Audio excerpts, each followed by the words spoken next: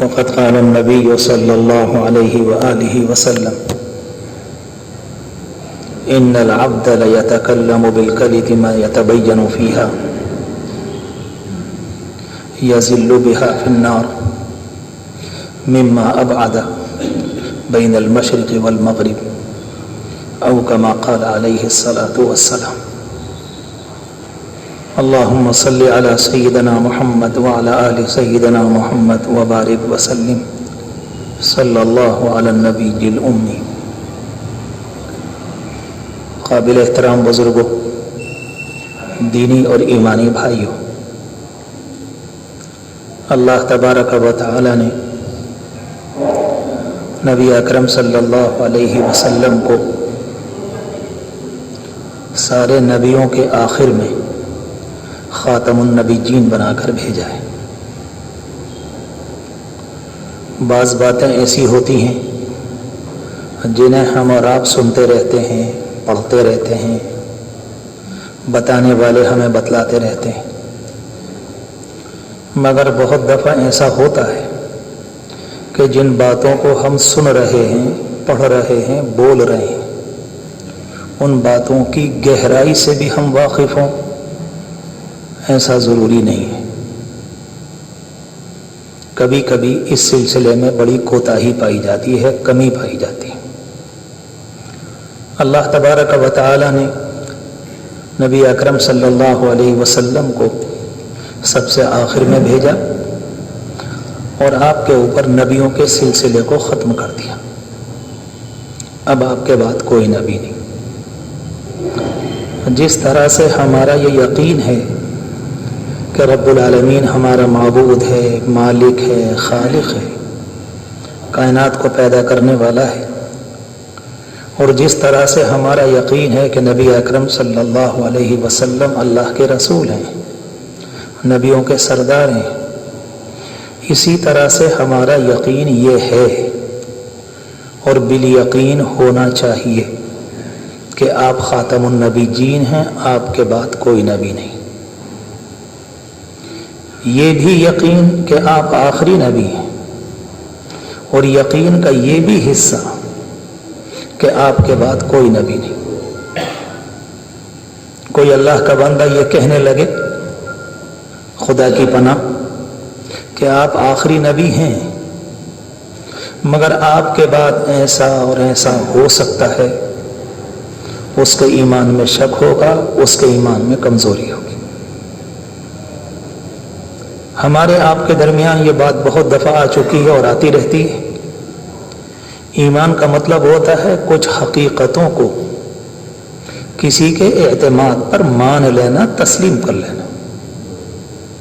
وہ حقیقتیں ہماری آپ کی نگاہوں سے اوجھل ہیں.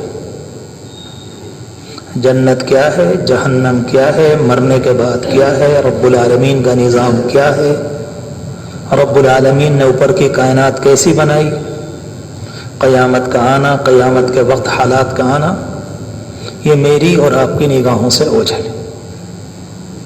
مگر ہم نے اللہ کے رسول علیہ الصلاۃ والسلام کی ذات عالی پر اعتماد کر کے ان باتوں کو 100% تسلیم کیا ہے. ہم ان باتوں میں کسی بھی اللہ کے بندے سے صلح کرنے کو، سمجھوتا کرنے کو تیار نہیں.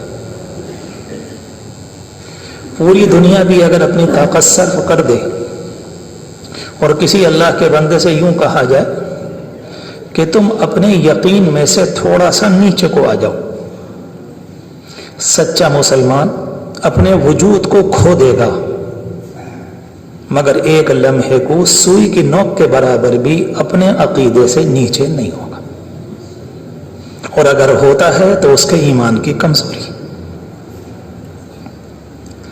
جس طرح سے اللہ تبارک و تعالی نے حضور پاک علیہ السلام کو خاتم النبیین بنایا، ظاہر ہے کہ آپ سب کے سردار ہیں، اللہ نے سب سے بڑا آپ کو بنایا، اس دنیا میں سب سے آخر میں آئے، اور میدان قیامت اور اس کے بعد کی منزلوں میں ان کا جو مقام ساری انسانیت کے سامنے آئے گا، تو ظاہر ہے کہ انسانیت کی تو آنکھیں پھٹ جائیں گی کہ اللہ نے کتنا بلند مقام دیا ہے آپ کو. یہ ساری باتیں اپنی جگہ، جن کو میں نے بڑے مختصر طریقے پر آپ سے کہنے کی کوشش کی، مگر ان ساری باتوں کے ساتھ اللہ تبارک و تعالی نے حضور پاک علیہ السلام کو حکم دیا ہے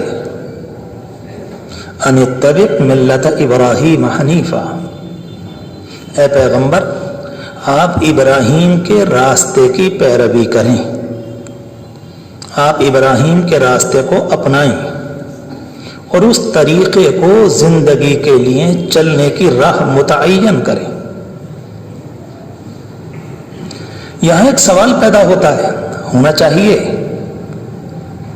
کہ اللہ کے رسول علیہ الصلوۃ والسلام سب کے سردار ہیں، مگر اللہ تبارک و تعالی نے آپ کو بھی یہ حکم دیا ہے کہ آپ ابراہیم کی ملت کا اتباع کریں، ابراہیم کے طریقے کا اتباع کریں، جیسے انہوں نے زندگی گزاری اس طریقے پر آپ چلے جائیں گزرتے ہوئے۔ اس لیے کہا جاتا ہے کہ نبی اکرم صلی اللہ علیہ وسلم اس دین کو نیا کرنے اور کامل مکمل کرنے کے لیے تشریف لائے تھے جو دین ابراہیم علیہ الصلوۃ والسلام کے ذریعے انسانیت کو ملا تھا۔ آپ جب تشریف لائے تو آپ نے آ کر اس کو نیا بھی کیا، آپ نے اس کو نکھارا بھی، آپ نے اس کو مکمل بھی کیا، اور پھر ہمیشہ کے لیے آپ کے نام نامی کے ساتھ وہ مکمل کر دیا گیا۔ کیا خصوصیت ہے ابراہیم علیہ الصلوۃ والسلام کی؟ میں اور آپ نماز پڑھتے ہیں، آخر میں کہتے ہیں اللہم صلی علی محمد وعلی آل محمد کما صلیت علی ابراہیم، اللہ ہمارے نبی پر رحمت نازل فرمائیے جس طرح سے آپ نے رحمت نازل فرمائی اپنے بندہ ابراہیم پر۔ ہم اور آپ نماز پڑھتے ہیں تو ہم سے کہا جاتا ہے اس گھر کی طرف رخ کرو جس گھر کو ابراہیم نے اللہ کے حکم سے انہوں نے اور ان کے بیٹے نے اپنے ہاتھ سے تعمیر کیا تھا۔ حالانکہ پوری کائنات اللہ کی، مشرق اور مغرب اور شمال اور جنوب، اوپر اور نیچے، تو پوری کائنات اللہ کی، اور رب العالمین کا جلوہ تو ہر جگہ ہے۔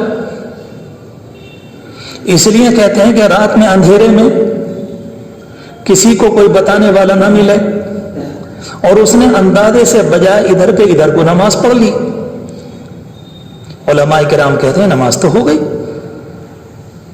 بیچارے کو کوئی بتانے والا نہیں تھا، بہت گزر رہا تھا، اس نے اپنے اندازے سے سوچا کہ غالباً یہی حصہ ہے کعبے والا۔ مگر انسان کو ایسی نماز پڑھنے سے پہلے ذرا تحری، کوشش، غور کرنا چاہیے۔ رات کے اندھیرے میں، دن کے اجالوں میں انسان جنگلوں میں چلا جائے پتہ نہ چلے مشرق کدھر مغرب کدھر۔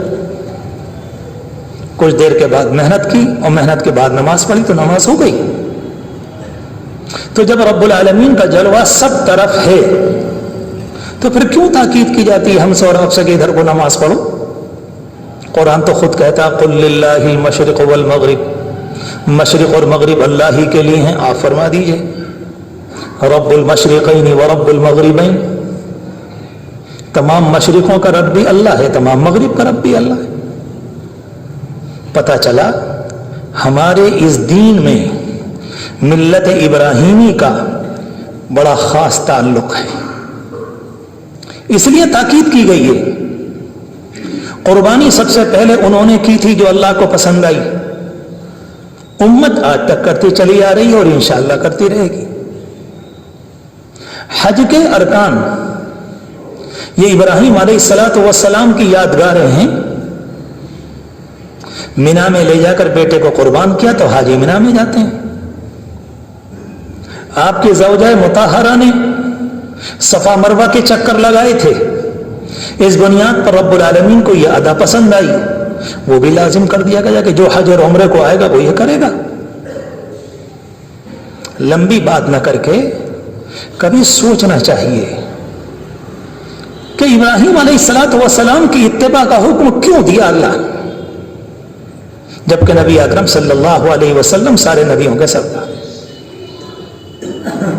ہمیشہ یاد رکھیں انسانی طبیعت یہ ہے کہ انسان چاہتا ہے کہ میرے سامنے کوئی عملی نمونہ ہونا چاہیے۔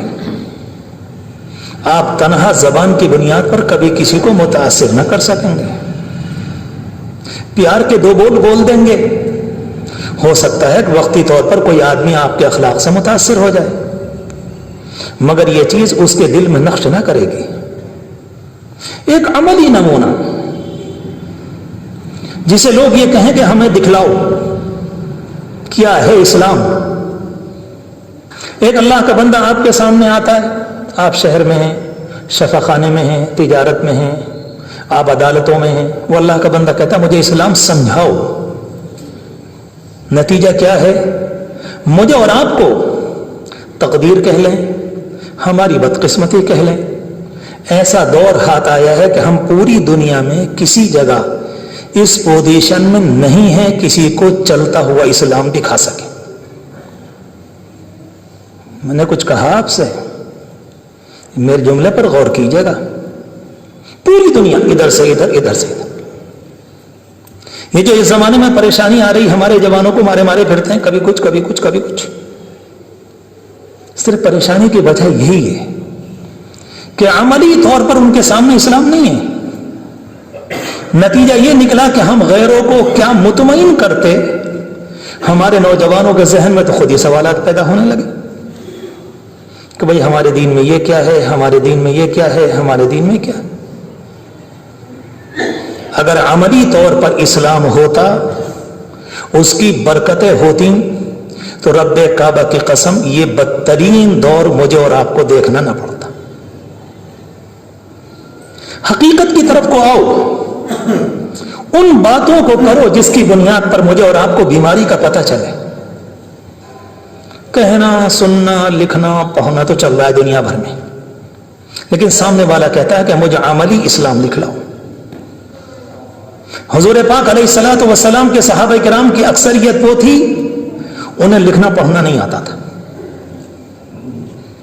اور آپ کو سن کر تعجب ہوگا، بے شمار لوگ وہ تھے جتنا قرآن نازل ہوتا تھا انہیں حفظ تھا، لیکن اگر آپ ان کے سامنے، اس زمانے کا کوئی آدمی ان کے سامنے کہیں لکھا ہوا قرآن وہ رکھ دے، جیسے بعض لوگ لکھ لیا کرتے تھے، تو وہ اسے پڑھ نہیں سکتے تھے۔ یاد پورا ہے، پڑھنا نہیں آتا۔ اللہ اکبر! ایک عجیب معجزہ ہے حضور پاک علیہ السلام کا۔ آج سے 70-80 سال پہلے یہی معجزہ اللہ کے رسول علیہ الصلوۃ والسلام کی امت کے درمیان روس کے علاقے میں دوبارہ پیش آیا۔ ہزاروں بچے حافظ قرآن ہیں، آپ ان کے سامنے جا کر رکھ دیں کہ قرآن پڑھو تو نہیں پڑھ پاتے۔ تلک الرسل لن تنالوا البر والمحصنات وإذا سمعوا، کہاں ہے کچھ پتہ نہیں، اور آپ کہیں گے قرآن سناؤ تو شروع سے لے کر آخر تک پورا سنا دے گا۔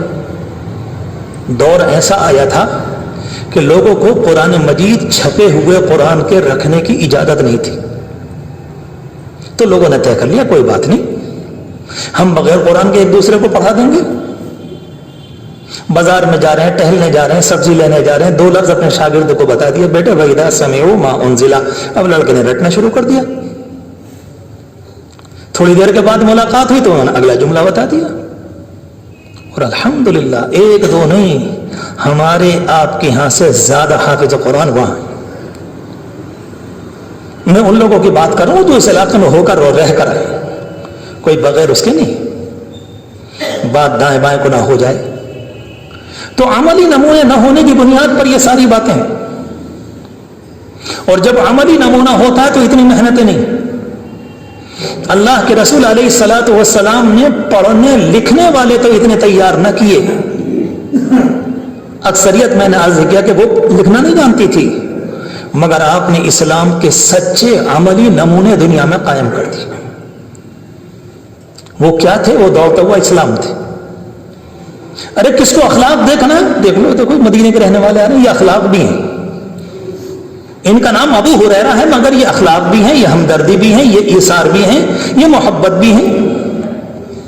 اگر کوئی کہے جان کی قربانی کس کو کہتے ہیں تو یہ وہ بھی ہیں۔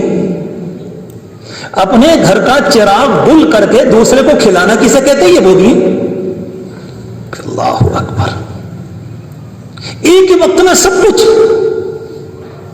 اور لکھنا پڑھنا نہیں آتا تقریباً بڑی مقدار میں، جو میں نے عرض کیا آپ سے۔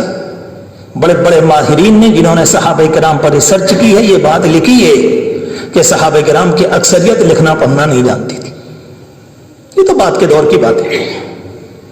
نتیجہ اس کا یہ نکلا کہ حضور پاک علیہ الصلوۃ والسلام کے زمانے میں جب بھی کوئی بات سامنے آئی تو اسلام تنہا زبانی نہیں آتا تھا، عملی آتا تھا. ایک صاحب نے آپ کے زمانے میں چوری کی، کر لی، بعد میں احساس ہوا کہ مجھ سے غلطی ہوئی، اور میرا اسلام مجھ سے یہ کہتا ہے کہ اگر تم نے اتنی قیمت کی کوئی چیز چرائی ہے تو تمہارا ہاتھ کٹے گا. وہ اللہ کا بندہ دوڑتا ہوا عدالت میں آتا ہے اور آ کر کہتا ہے اللہ کے رسول میرا ہاتھ حاضر ہے، اس کو کٹوا دیجیے. سناٹا آ جاتا ہے سوچ کر. سوچ سکتے ہیں آپ جس قوم سے حرام کے 2 روپیے نہ چھوٹ رہے ہوں وہ اپنے ہاتھ کو تو کیا چھوڑائے گی. ہمارا حال تو یہ ہے، ہم کسی غیر کا کیا بیان کریں. کہیں سے ملے کیسے ہی ملے. یہ اسلام کی ایک نئی تصویر ہے جس کا پرانے اسلام سے کوئی تعلق نہیں. کہیں سے ہو کیسے ہی آنا چاہیے. یہ وہ اسلام نہیں ہے جو حضور پاک علیہ الصلوۃ والسلام دنیا میں لے کر آئے. یہ وہ نہیں ہے. اللہ کے رسول علیہ السلام ایک موقع پر تشریف لا رہے تھے، کہیں جانا تھا. ایک صحابی کو معلوم ہو گیا کہ آپ وہاں جانا چاہتے ہیں. انہوں نے حضور پاک علیہ السلام کے راز کو ایک چپکے سے کسی اور کو بتا دیا، اور بعد میں احساس ہوا مجھے نہیں بتانا چاہیے تھا، میں نے بتلا دیا. کہیں ایسا نہ ہو کہ اللہ کی طرف سے پکڑ آ جائے. رب العالمین کی طرف سے فرشتہ دن رات آ رہا تھا، سینکڑوں بار آ رہا تھا. اسے کہتے ہیں کہ اندر اسلام کی حکمرانی تھی انسان کے ہر دل پر. سارے انسانوں پر اسلام کی حکمرانی تھی. ایک عملی چلتا ہوا اسلام تھا. کوئی پولیس نہیں، کوئی حد گڑی نہیں، کوئی ضمانت نہیں، کوئی مچلکا نہیں، کوئی گارنٹر نہیں، کچھ بھی نہیں. مجرم دوڑا ہوا چلا آ رہا ہے، ہم سے یہ غلطی ہوئی، اور لا کر اپنے آپ کو مسجد نبوی کے ستون سے باندھ دیا. اللہ کے رسول علیہ السلام نے پوچھا کیا ہوا؟ کہ اللہ کے رسول ان سے یہ غلطی ہوئی کہ آپ کے راز کو ایسے ایسے. آپ نے فرمایا انہوں نے اپنے معاملے کو اللہ پر چھوڑا ہے تو میں نے بھی اسی میں چھوڑا.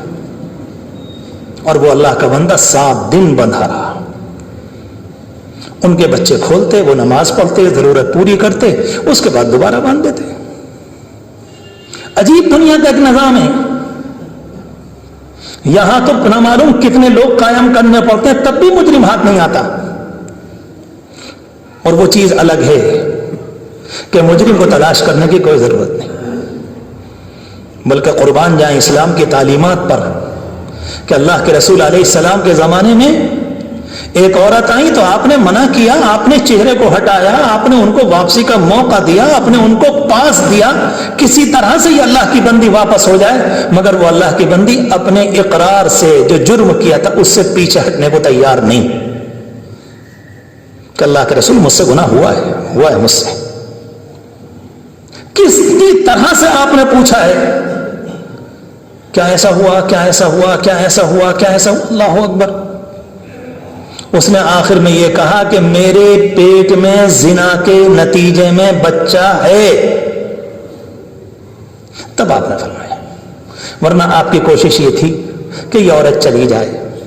کہیں جذبات میں آ کر ایمان بہت زیادہ بڑھ گیا ہوگا، ہو سکتا ہے معمولی عیب کو بڑا عیب سمجھ رہی ہو، ایک چھوٹی سی غلطی کو بڑی غلطی سمجھ بیٹھی ہو.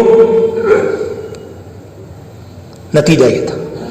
پھر اس کے بعد آپ نے، وہ ایک لمبی بات ہے، میں نے 2-3 صرف اشارے دیے تاکہ یہ پتہ چلے کہ عملی اسلام کیا تھا.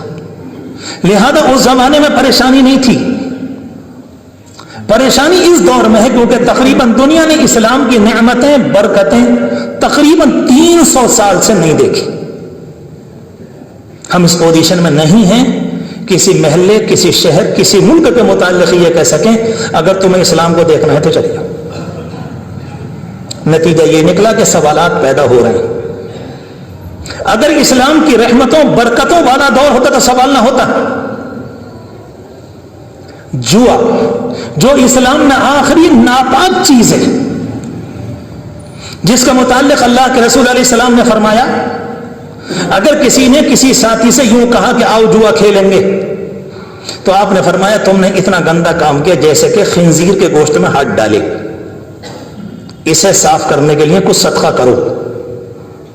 اس جوئے کے متعلق اس زمانے میں لوگ آ کر سوال کرتے ہیں کہ مولانا یہ والا جائز ہے, یہ والا ٹھیک ہے. آپ ذرا سوچیں تو پھر میری اور آپ کی زندگی میں وہ وقت آنے والا ہے, یہ والا کتا حلال ہے, یہ والا سور حرام ہے, یہ ذرا بڑا سور ہے, اس میں ذرا گوشت اچھا نکلے گا. پھر سوال ہی والے کرو. اگر یہی کرنا ہے تو پھر کرو. کوئی غیر نہیں کر رہا, مسلمان کر رہا ہے. یہ سوالات کیوں آ رہے ہیں اس زمانے میں کہ یہ والی شراب اور یہ والی شراب جس میں نشہ ہوتا ہے, اس میں ذرا ہلکا ہوتا ہے, یہ ذرا کم درجے کی ہوتی ہے, ذرا ایسی ہوتی ہے, اس کا پینا کیسا, اس کا پینا کیسا. تعجب ہے کہ تم سوال کر کیا رہے ہو. یا تو پھر یہ کہو کہ تم نے اسلام کو سمجھا نہیں. ایک دو نہیں, اگر میں آپ سے عرض کروں ہزاروں لاکھوں سوالات ہمارے نوجوانوں کے ذہن کو پریشان کیے. اور صرف وجہ یہ گھروں کے اندر وہ اسلام نہیں ہے. ماں باپ کی زبان پر, ان کی آنکھوں میں, ان کے پیار میں, ان کے دسترخوان پر, ان کی تربیت میں وہ اسلام نہیں ہے. نتیجہ یہ نکلا کہ جب بچہ بڑا ہوا تو اسے اسلام ماں کی گود میں بھی نہ ملا, باپ کی شفقتوں میں بھی نہ ملا, محلے کی گلیوں میں بھی نہ ملا, اور مجھے معاف کیجیے گا سچی طرح سے تو مسجدوں میں بھی نہ ملا. نتیجہ اس کا یہ ہے کہ وہ بیچارہ بڑا ہو جاتا ہے تو ہزاروں سوالات اس کے ذہن میں قائم ہوتے ہیں کہ یہ کیسے ہے, یہ کیسے ہے, یہ کیسے. اب تو نوبت یہاں تک آ گئی, لوگ مسلمان قربانی کے متعلق پوچھتے ہیں آ کر کہ جی قربانی کے پیسے اگر صدقہ کر دیے جائیں تو غریب کو زیادہ فائدہ ہوگا بجائے اس کے کہ ہم قربانی کریں. مسلمان, عجیب بات ہے. تو پھر سوال یہ کر لیجئے کہ آپ نماز پڑھ رہے ہیں, نماز آپ کی آدھا گھنٹے میں ہوئی, اتنی دیر میں اگر میں کسی نابینا کو یہاں سے پکڑ کر گھنٹہ گھر پہنچا دوں تو نابینا کا سہارا بننا زیادہ بڑے ثواب کی بات ہے. یہ تو میرا اکیلا کام ہوا. کسی بیوہ کی بچی کی شادی میں حصہ لے لوں, کچھ کھانا تقسیم کرا دوں, لہذا کل نماز کی بھی اللہ حافظ ہے. پھر تو اسلام کی باری لگ جائے گی. ان ساری باتوں کے بعد میں عرض کروں کہ ابراہیم علیہ السلام کو کیوں رب العالمین نے کہا کہ ہمارے بندوں میں یہ آئیڈیل, جہاں سے بات شروع کی تھی, اے پیغمبر ابراہیم کا اتباع کیجئے, ان کے راستے کا اتباع کیجئے, جو طریقہ ان کا ہے اس پر چلیے. کیا خاص بات تھی اس اللہ کے بندے میں؟ قرآن مجید نے مختلف موقع پر نوٹ کیا ان کے مسئلے کو. میں کوئی جذباتی بات نہیں کر رہا, سمجھنا چاہیے. اس اللہ کے بندے کی زندگی پر غور کریں. ابراہیم علیہ السلام کی زندگی کا اگر خلاصہ بیان کروں لمبا وقت لگے گا, چند منٹ میں ایک بات عرض کروں. اس بندے کی اصلی صفت یہ تھی کہ جو کچھ میرا اللہ کہے گا مجھے آنکھیں بند کر کے اس کو ماننا ہے, بس, اس کے علاوہ کچھ نہیں. اگر کوئی اللہ کا بندہ کہے کہ ابراہیم علیہ السلام کیا ہے, تابعداری. ابراہیم علیہ السلام کیا ہے, رب العالمین کی اطاعت. ابراہیم علیہ السلام کیا ہے, اللہ کے حکم کے فرما بردار. مجھے نہیں معلوم اس کے علاوہ کون کیا ہے, مجھے نہیں معلوم, میں نہیں جانتا کچھ بھی. ایک عملی نمونہ دنیا میں ایک اللہ کے بندے نے اپنے زمانے میں قائم کر دیا اور اللہ نے اسے ہمیشہ کے لیے طے فرما دیا. کہ اس بوڑھے باپ سے کہا گیا ہمارا حکم ہے آپ بچے کو قربان کرو. جی بے شک, جا رہا ہوں, ٹھیک ہے, کوئی بات نہیں. اللہ اکبر. جیسے اس زمانے میں سوال آ رہے ہیں, سوال تو ہو سکتا تھا, کیوں نہیں ہو سکتا تھا کہ اللہ خواب ہی تو ہے, آپ نے مجھ سے خواب میں کہا ہے کہ بچے کو ذبح کر دو, لیکن کوئی سوال نہیں, کچھ بھی نہیں ہوا کرے, اور بچے کو لے کے چلے گئے. ای خانہ تمام آفتاب است, فارسی میں کہتے ہیں یہ تو پورا گھر ہی چمکدار تھا. بیٹے سے پوچھا کہ بیٹے ہم نے یہ خواب دیکھا, اچھا ابا جی تیار ہیں. اللہ اکبر. اسے واقعہ نہ جانو میرے عزیزوں, میرے پیاروں, میرے دل کے ٹکڑوں, ان واقعوں کو واقعہ مت سمجھو, ورنہ قرآن کی نعوذ باللہ یہ قرآن کی بے حرمتی ہوگی. یہ واقعات نہیں ہیں, یہ ایک سین ہے جو قرآن نے بیان کیا کہ اسلام اس کو کہتے ہیں. جس موقع پر رب العالمین کا جو حکم بندے سے متعلق ہو, بندہ یہ کہے کہ اللہ میں نے مانا, یہ ہے اسلام. اور اس کے علاوہ اگر نہیں ہے تو وہ اسلام نہیں ہے, وہ کچھ اور ہے. وہ کیا ہے, وہ آپ اور اللہ جانے وہ کیا ہے، وہ اسلام نہیں ہے۔ اس لیے قرآن مجید نے ان کے واقعات مجھے اور آپ کو سکھایا گیا ہے۔ ایک اللہ کی بندی اس پہاڑ سے لے کر اس پہاڑ تک دوڑ رہی ہے، میں آپ سے معلوم کروں کہ یہ دوڑنا کیا مطلب، یہاں سے یہاں، یہاں سے یہاں، کیا مطلب؟ کچھ میدان سنبھل میں کم ہے کیا؟ چکر لگا لو صبح کو، کیا بات ہے؟ نہیں نہیں، تم یہاں آؤ اور اس جگہ جب آؤ تو ایسے ہی دوڑو، یہاں ہلکے دوڑو، یہاں تیز دوڑو، ادھر کو جاؤ تو یہ کہنا، ادھر کو جاؤ تو یہ کہنا۔ نتیجہ یہ نکلے گا اس دوڑ کے نتیجے میں کہ تمہارے اندر وہ چیزیں آئیں گی کہ اس جگہ پر اس بندی نے جس اسلام کا اظہار کیا تھا، جس تابعداری اور بندگی کا اظہار کیا تھا، اس کے نتیجے میں یہ بات تمہارے اندر آئے گی۔ یہ ہے وہ حقیقت۔ اگر یہ والی بات آ جائے کوئی سوال پیدا نہیں ہوتا، کوئی اسلام۔ کوئی انسان کہتا ہے کہ اس زمانے میں شرابیں کئی طرح کی آ رہی ہیں حرام، میں نہیں جانتا، میرے اللہ کا حکم حرام ہے، بات ختم ہوئی۔ انما الخمر والمیسر والانصاب والازلام رجس من عمل الشیطان، میرے اللہ نے منع کیا۔ کیا آپ غیبت نہیں کرتے؟ ہاں میں نہیں کرتا۔ کیوں نہیں کرتے غیبت؟ میرے اللہ نے منع کیا ہے۔ کون تمہیں دیکھ رہا ہے کہ اللہ دیکھ رہا ہے؟ تمہیں کیسا معلوم کہ رب العالمین دیکھ رہا ہے؟ کہ قرآن کہہ رہا ہے۔ پھر میرے ایمان کا کیا مطلب ہے؟ ایمان کا مطلب اللہ کو ماننا، تو میں نے اللہ کو کہاں مانا؟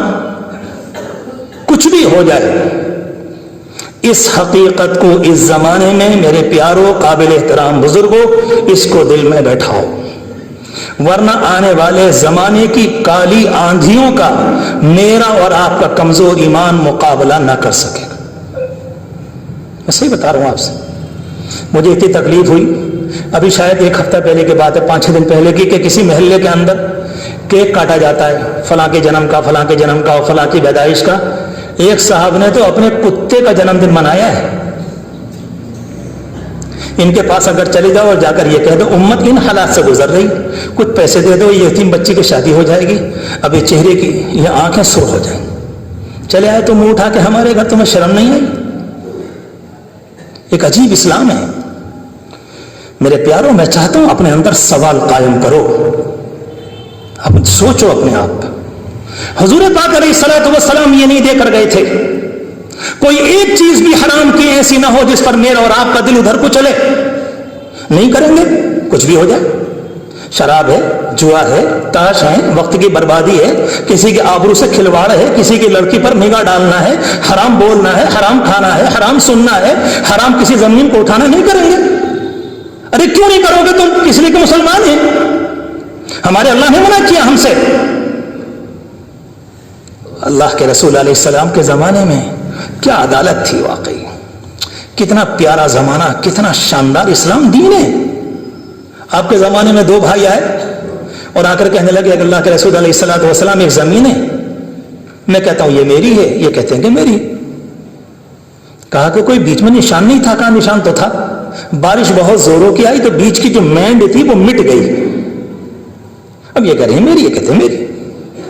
آپ نے فرمایا بیٹھو، بیٹھ گئے، اور جب بیٹھ گئے تو آپ نے فرمایا دیکھو میں تمہاری بات سنوں گا، جس کی بات عقل کے، انصاف کے، اصول کے مطابق خود ہی فیصلہ اس کے حق میں ہوگا، جھوٹ سے کوئی فائدہ نہیں۔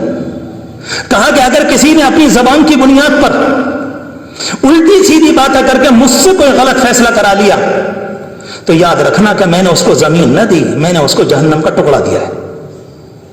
ہوتا ہے نا، نئی نئی فائلیں بنا کر اس زمانے میں چلتے ہوں، کسی کی زمین کو ہڑپ لیا جاتا ہے۔ جیسی آپ نے یہ فرمایا دونوں بھائی اٹھ گئے، ایک ادھر گیا ایک ادھر گیا، حدیث شریف ماتا اور ہچکیوں سے رو رہے، برا حال روتے، برا حال۔ اللہ کے رسول علیہ السلام نے دونوں کو بلایا، کہاں ہو، کیا پریشانی ہے؟ کہا کہ اللہ کے رسول اس زمین کو میں نہیں لیتا، میرے بھائی کو دیتا۔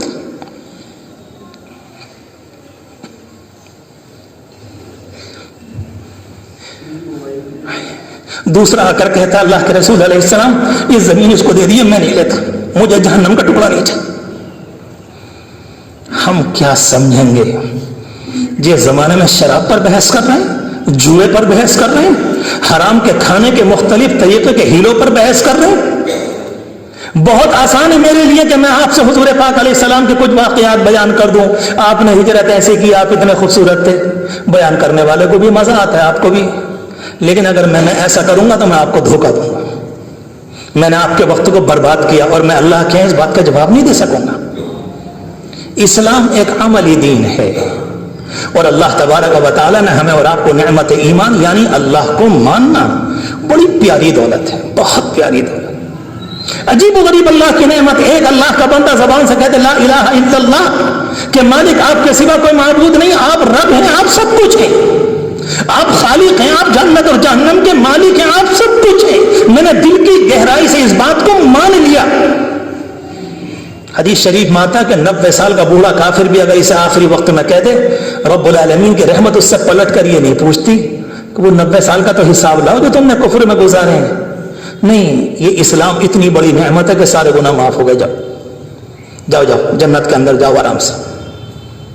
میرے عرض کرنے کا مقصد یہ ہے، اس زمانے میں سوالات قائم کیے جا رہے ہیں، نوجوانوں کے سامنے سوالات آ رہے ہیں طرح طرح کے۔ ایک چیز صرف، ہمارا اسلام ہماری عقل کے تابع نہیں ہے، ہماری عقل اتنی بڑی نہیں ہے کہ ہم اسلام کو پرکھ سکیں۔ میں آپ سے معلوم کروں، کیا جواب دیں گے کہ فجر کی نماز 2 رکعت کیوں؟ ایک آدمی رات کو تقریباً 8 گھنٹے سو کر اٹھا ہے، اس کے لیے 2 رکعت، اور ظہر کی نماز 4 اور 4 اس کے بعد 2 اور اس کے بعد 2، کہ جی یہ 12 رکعت کیوں؟ ایک انسان مزدوری کر رہا ہے، دوپہر میں تقریباً جب 1 بج گئے تب تو اس کے لیے 12 رکعت ہے، اور جو انسان صبح کو 8 بجے سو کر اٹھا ہے اس کے لیے کل ملا کر 4 رکعت ہے۔ کیا سوال قائم کریں گے آپ؟ حق نہیں بنتا، یہ انسانوں کا بنایا ہوا قانون نہیں ہے، کسی مولوی کے باپ کی مجال نہیں اس کے اندر جو اسلام کے اندر ایک حرف بھی رکھ سکے کہ نہیں یہ والی بات مناسب نہیں۔ تم کون ہوتے؟ تمہارے باپ کا؟ تم ہوتے کون ہو بوچھوں بولنے والے؟ اسلام صرف ایک چیز کہ اللہ جن چیزوں کو آپ نے حرام بتایا حرام، میں نہیں جانتا، آپ مالک ہیں، قانون آپ کا اتارا ہوا ہے، اور آپ سمجھتے ہیں میں اور آپ کیا؟ اللہ کے رسول علیہ السلام ایک دن گھر میں تشریف لائے، عصر کی نماز کے بعد آپ تمام مبارک بیویوں کے پاس جایا کرتے تھے، ہماری مبارک مائیں قابل احترام، ان کے ہاں گئے، ان کے ہاں گئے، ان کے ہاں گئے۔ ایک دن ایک خاتون نے شہد پلایا، اگلے دن گئے پھر پلایا، اگلے دن گئے پھر پلایا، اگلے دن گئے پھر پلایا۔ عورتوں کو تو آپ جانتے ہی ہیں، ان کا مزاج پہ تھوڑا سا کچھ الگ ہی ہوتا ہے، تو آپس میں کہا کہ بھائی ذرا وہاں کچھ پی کر آ رہے ہیں روزانہ، تو ایسا کرتے ہیں جس دن آپ ہمارے گھر آئیں گے اگلی باری میں جس کا نمبر ہوگا تو ذرا یوں کہہ دینا کہ اللہ کے رسول علیہ السلام آپ کے منہ سے ذرا کچھ اسمیل آ رہی ہے، کچھ آ رہی ہے۔ تو ظاہر بات ہے جب کوئی شہد پیے گا آ تو رہی ہوگی، نہ جھوٹ ہے، کوئی ایسی بات بھی نہیں، صرف اتنا۔ آپ تشریف لے گئے، کہا کہ اللہ کے رسول علیہ السلام فلاں پیڑ کا جو گوند ہوتا ہے، جیسے آپ کے یہاں کیکر کا نکلتا ہے، نیم کا نکلتا ہے، کائے کا نکلتا ہے، اس زمانے میں ایک درخت تھا، اس کا نام لیا، کہا کہ آپ کے منہ سے ذرا وہ آ رہی۔ آپ نے فرمایا کہ ہاں میں نے شہد پیا ہے فلاں جگہ، اور اس کے بعد فرمایا ٹھیک ہے میں نیت کرتا ہوں، عہد کرتا ہوں کہ کل سے نہیں پیوں گا۔ بس بیویوں کی محبت میں آپ نے جملہ فرما دیا۔ اللہ کے رسول علیہ السلام ہے، قربانیاں یاد رکھو، کتنی قربانیاں دی آپ بھی جانو، سارے نبیوں کے سردار، جیسے ارادہ کیا کہ میں اپنے اوپر شہد کو حرام کرتا ہوں، اب نہیں پیوں گا، جبریل امین قرآن کی آیت لے کر آ گئے، یا ایھا النبی لم تحرم ما احل اللہ لک، اے نبی آپ کون ہوتے ہیں شہد کو حرام کرنے والے؟ کیوں؟ اللہ کہتا ہے ہم نے حلال کیا ہے، آپ حرام کرنے والے کون ہوتے ہیں؟ آپ ذرا سوچو تو صحیح، کسی مسئلے کے اندر جس اللہ کے بندے نے اپنی پوری زندگی اللہ کے حکم سے دین اسلام میں لگا دی، انہیں بھی اتنی سی گنجائش نہیں، انہیں بھی اتنی سی گنجائش نہیں، پھر کہتا ہوں کہ انہیں بھی اتنی سی گنجائش نہیں آپ دین اسلام میں کوئی تبدیلی کر سکیں۔ آپ دین کے پہنچانے والے ہیں، آپ دین کے بنانے والے نہیں ہیں، آپ دین کے بدلنے والے نہیں ہیں، آپ دین کو اپنی طرف سے لانے والے نہیں، اللہ نے بھیجا ہے، آپ خود بخود نہیں آئے، اللہ نے دین دیا ہے، آپ نے نہیں بنایا، آپ کی ذمہ داری ہے کہ پہنچا دیں۔ اس لیے آپ نے صحابہ کرام سے آخر میں سوال کیا تھا سارے مجمع سے کہ میں نے دین کو پہنچا دیا؟ سب نے کہا کہ ہاں پہنچا دیا، اے اللہ آپ گواہ رہیے میں نے دین کو پہنچا دیا۔ میرے عزیزوں، اس طرح کی خبریں آتی ہیں، اس زمانے کی صورتحال کے اعتبار سے دل ٹوٹتا ہے۔ آپ ذرا اپنی نمازوں پر غور کرو، اپنے قرآن پر غور کرو، اپنے دین پر غور کرو۔ اسلام کے مسئلے میں ہم ایک لمحے کو بھی سننے کو تیار نہیں۔ کوئی آدمی ہم سے ہماری غلطی بیان کرے، اگر غلطیاں ہوں گی تو 1000 مرتبہ اعتراف کیا جائے گا، 1000 مرتبہ بات کو مانا جائے گا، نہیں ہمارا قصور۔ ہم نے بدتمیزی، کوئی آدمی اسلام پر انگلی اٹھائے، اسلام میں ذرا یہ غلط ہے، اسلام میں ذرا یہ، اسلام میں ذرا یہ، اسلام میں ذرا، نہ اتنی سی سننے کی بات ہے نہ کان کے لگانے کی بات، اس کی ذرہ برابر کوئی گنجائش نہیں۔ اللہ تبارک و تعالی ایمان سے متعلق، اسلام سے متعلق، اللہ کی تابعداری سے متعلق یقین کامل نصیب فرمائے۔ اللہ ہمارے دلوں میں حوصلہ دے دے، اللہ ہمیں شعور دے دے، اللہ ہمیں استقامت دے دے، اللہ ہمیں بلندی دے دے، اللہ ہمیں مضبوطی دے دے۔ رب العالمین دین ایمان سے ہمارے دلوں کو باندھ دے اور ہماری نسلوں کے لیے قیامت کی صبح تک ایمان کو، اسلام کو جمع دے۔ اللہ تبارک و تعالی ہمارے گناہوں کو معاف فرمائے، ہمارے گناہوں کو معاف فرمائے۔ وآخر دعوانا ان الحمد للہ رب العالمین۔